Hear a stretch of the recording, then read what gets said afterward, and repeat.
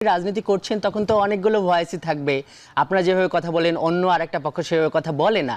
যেমন এই যে ছাত্রদের দল বলেন বা অন্যান্য রাজনৈতিক দলের পক্ষ থেকে তো এই আওয়াজও উঠেছে যে আপনারা জুলাই সনদের ব্যাপারে ওরকম আন্তরিক না। মানে হলো যে নির্বাচন আপনারা যতটা চাইছেন এই জুলাই সনদটা হোক এইটা মনে হয় আপনারা চাইছেন না। মানে তাদের এই অভিযোগের কি জবাব দেবেন?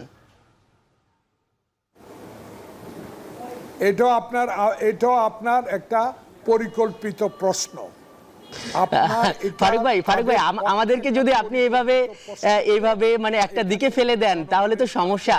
ধরেন যে আপনি এই শোতে আপনি আছেন, এই অন্য পক্ষের যে প্রশ্ন সেটা তো আপনার কাছে আমি কনভে করব, সাংবাদিক হিসেবে তো এটাও আমার একটা দায়িত্ব। আপনি প্রত্যেকটা জিনিস সেবা করে চলছেন।